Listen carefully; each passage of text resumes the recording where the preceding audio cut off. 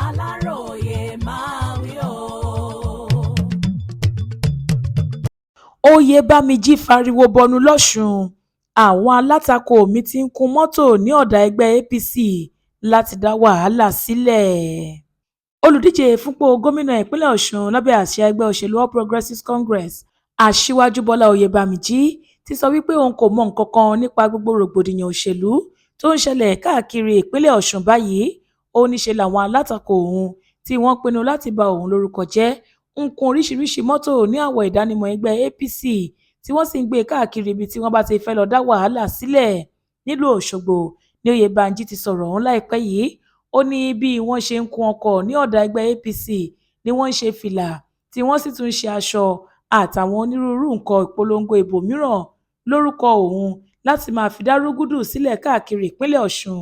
Oyèbámíjí ṣàlàyé pé kò yé àwọn ẹgbẹ́ alátakò bí àwọn aráàlú ṣe ń tẹ́wọ́ gba èròǹgbà òun lójoojúmọ́.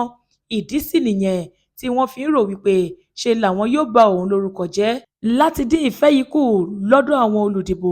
Olùdíje sípò gómìnà yìí ní kò sí ọwọ́ òun tàbí ti àwọn ìgbìmọ̀ ìpolongo ìbò òun nínú wàhálà òṣèlú tó ń ṣẹlẹ̀ lọ́ṣùn báyìí, nítorí kò sẹ́ni tí kò mọ òun ní èèyàn àlàáfíà nínú gbogbo ìgbésẹ̀ òun sì ní bọ̀wọ̀ fún òfin. Gẹ́gẹ́ bó ṣe wí, mo jẹ́ ẹni tó bọ̀wọ̀ fún òfin o, mi ò sì ní ṣe nǹkan kan mìíràn tó tako èyí.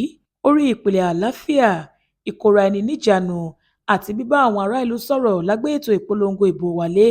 Ibẹ̀ la sì máa wà láì dúnkòokò mọ́ ẹnikẹ́ni.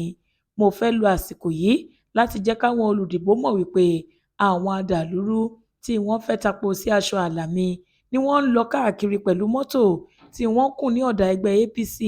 Wọn kì í ṣe ọmọ ẹgbẹ́ wa rárá. Mo ń rọ àwọn agbófinró àtàwọn èèyàn ìpínlẹ̀ Ọ̀ṣun láti jẹ́ ojúlalákọ̀ọ́fin ṣọ́rí kí wọ́n má ṣe ṣubú sínú ìtànjẹ àwọn èèyàn tí ìgbé ayé wọn kún fún èké ṣíṣe.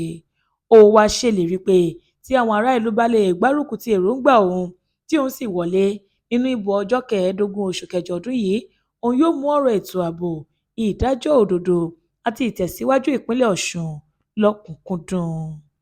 Florence Babasola ló ṣe àkójọpọ̀ ìròyìn yìí fún ìkànnì Aláròyé Online TV.